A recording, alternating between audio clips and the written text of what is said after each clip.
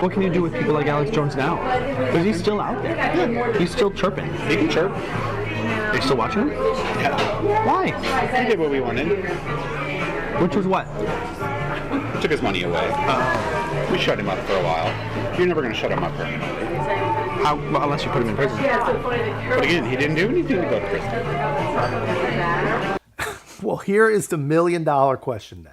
If all of this is true, and we have no reason to assume that it's not, definitely need to track this guy's career, which I can guess is basically over, but would be curious to watch to see how real this really is. But if any of this is even remotely true, then why is the government targeting people who aren't doing anything, in his words, besides thinking in a way that might be uncomfortable to some of the powerful?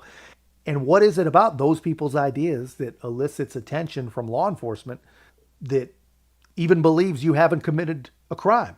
Being ignorant is not a crime, though it should. It is. I mean, what you could bring a nudge. He didn't incite a riot like Cheeto.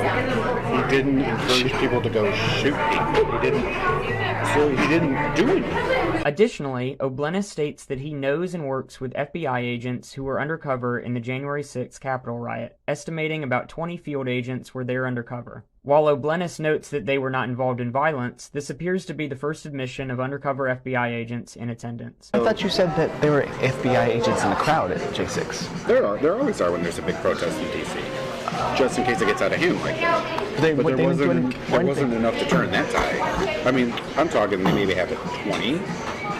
You needed 1,000 to get rid of that crowd. So they had like, that was just 20? Yeah, just to go through and observe, see what they can hear, that kind of thing. Wow. Yeah, definitely. They needed 1,000 at least.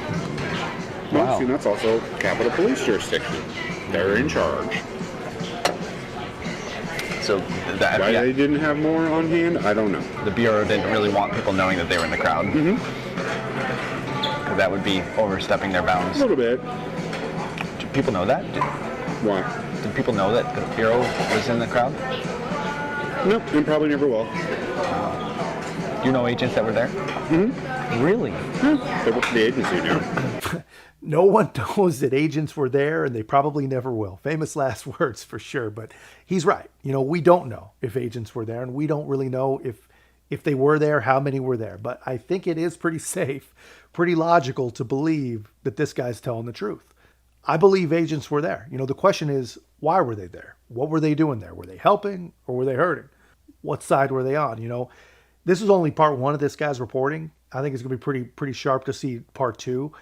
But, what does it mean? What does it change? I don't know. I think it means that we're finally owed some real answers. And finally, I think the American media needs to stop painting anyone who will ask a question as some sort of conspiracy theorist and start asking questions themselves.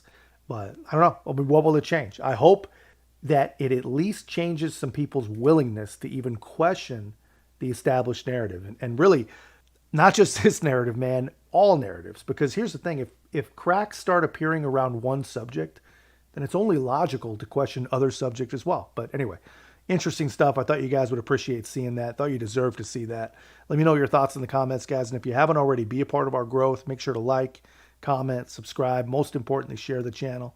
I'll see you in the next.